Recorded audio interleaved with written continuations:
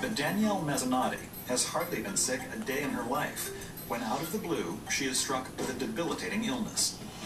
At 22, Danielle is just a few months away from getting her degree in psychology.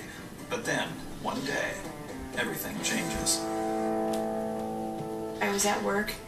I had just eaten about an hour before and sat down, and all of a sudden I felt sick to my stomach. I felt a heat wave come over me, and I just ran for the bathroom and started vomiting, and I just couldn't stop.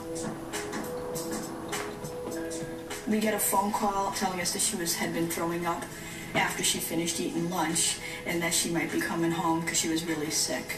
And I drove about a 45-minute drive back to my house and made it just in time and still continued to vomit at home.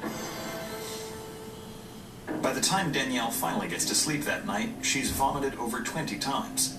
Her family hopes it's just a bad case of food poisoning. It had never been that, my stomach flus had never been that bad before. The first time I vomited, it was food. And when I kept vomiting and vomiting, it turned to this greenish color, and it was foamy. Danielle was really, really sick and feeling her stomach was hurting, and she just didn't look good. She almost looked gray almost. I called my family doctor, and they got me an appointment right away.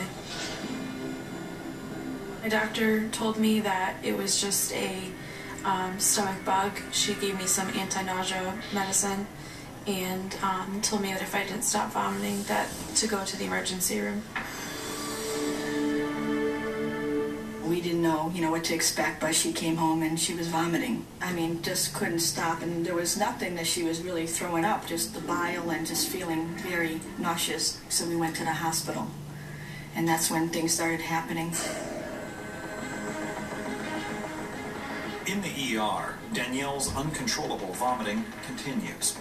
When blood tests show that she is severely dehydrated and her electrolytes are out of whack, she's immediately given anti-vomiting drugs and admitted for testing.